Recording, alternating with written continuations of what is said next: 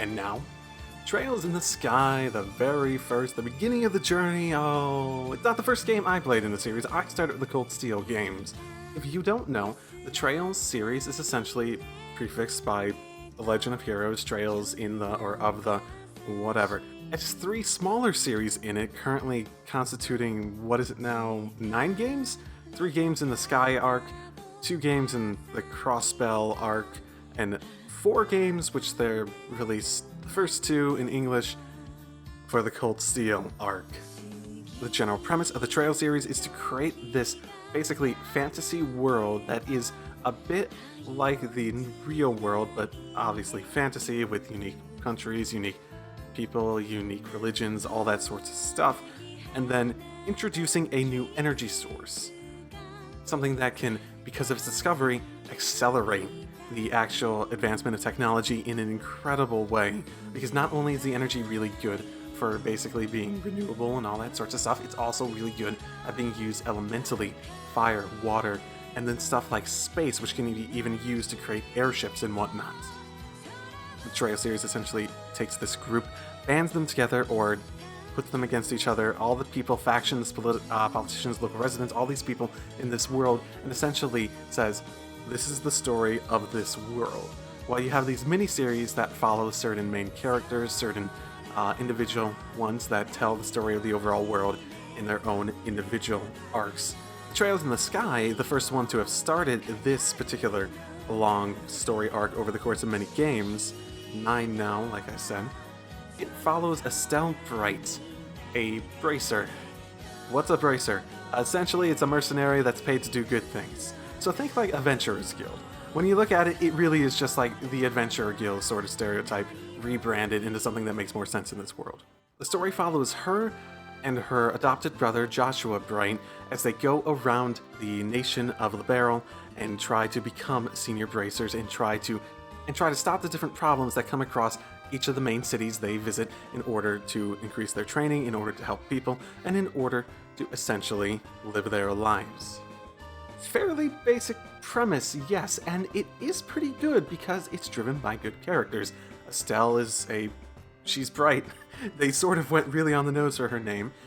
Joshua has a really good relationship with Estelle, and they come across all these different bracers and local residents from this nation and from even abroad that come together to create this world that really feels believable and alive, and especially more so over the course of many games, it really does feel alive. The story itself, like I said, simple premise, but it really does feel like an introduction. You are introduced to the idea of the bracers, you're introduced to the idea of this world as you go around learning more things about how people typically interact, how they interact with the technology, how they interact with each other. And essentially you have the situation where the game seems to really want to focus on the fact that this is really more an introduction to everything else than it is anything in particular. There is a sequel called Second Chapter, and from my knowledge, the original story actually was the story of this first game as well as Second Chapter brought into one, and they eventually had to split up because it was just taking too long and it was too long of a game. And you can sort of see how the first game can suffer from it from a pure story perspective, and how it sort of feels like it's supposed to be an introduction and you're really brought into this world and you're supposed to see all these things, and then it's supposed to go into the Second Chapter stuff.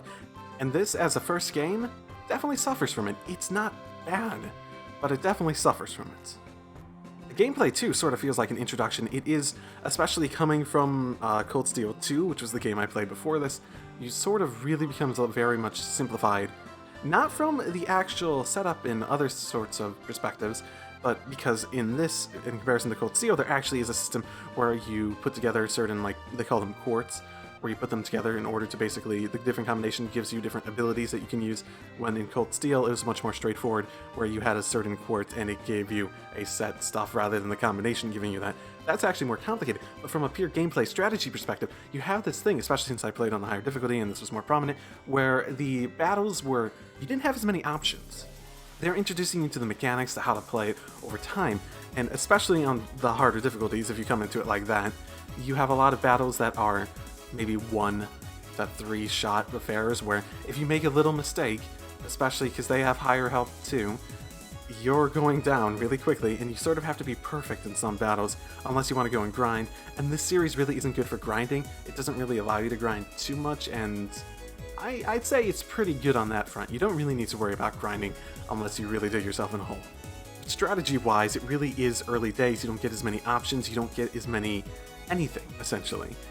Where it feels like it's building up, and by the end of the game, it feels a bit more reminiscent of how it is in the other games. I can't honestly say Cold Steel if that is like that too, since that was also meant to be an introduction starting the third arc of games. It was also supposed to be a new jumping on point that people could go into, and that's what I did. I can't honestly say if it's reminiscent of that at all. I don't remember it being like that, but I was also very early days myself in learning how these games worked. I don't think from a gameplay perspective this will be bad for any newcomers, so don't worry about that if you haven't heard of the series before.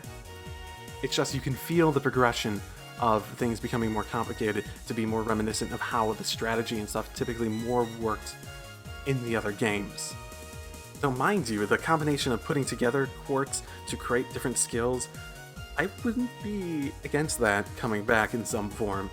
Maybe something less convoluted, less thrown together, but I do really like the concept and I'd love to see more of that.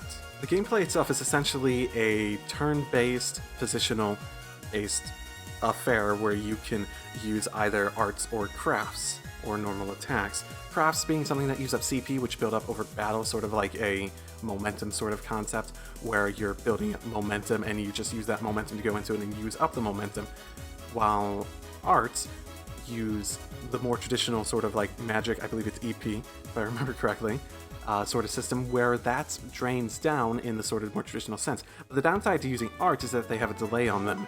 Everything's turn order driven in this game, and when you use an art, you're going to have to wait from your initial attempt to cast it until later, and then from there you have that.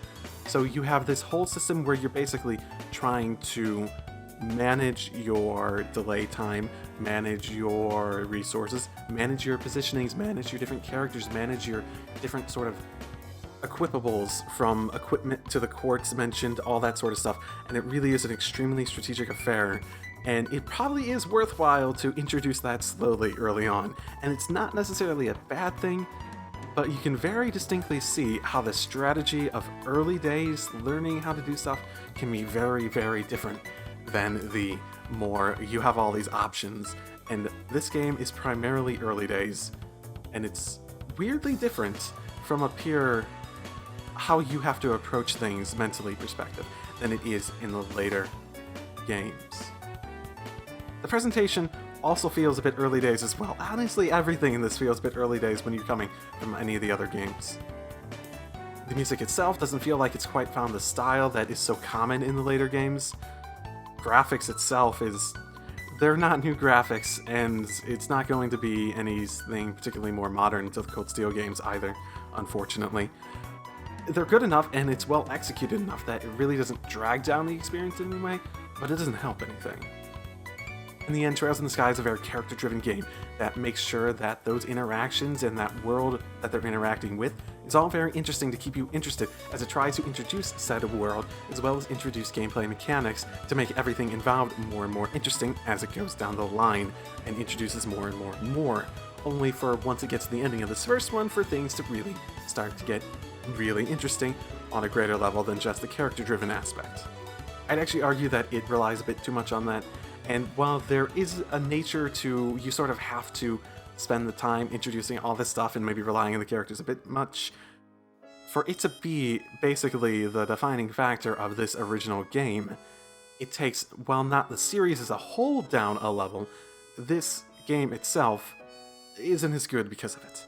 It's definitely a good introduction to the series. It's definitely one of the weakest in the series because it is very one-notish for a large amount of time, and while that one note's very good and it's perfectly good enough a reason to keep going with it, it doesn't reach the levels the other games, even the reintroduction Cold Steel one, I believe, was able to do. And it is a recommended experience, even if that recommendation alone is just on the series as a whole. This game alone, I'd also recommend it. It's a good game. It's the original reason I even tried Trails of Cold Steel, because I had played through part of this, and I remember enjoying it, and I remember thinking, hey, that was a good game, and I sort of got away from it, and I never got back into it. I want to try getting back into the series, and I've enjoyed it a lot ever since.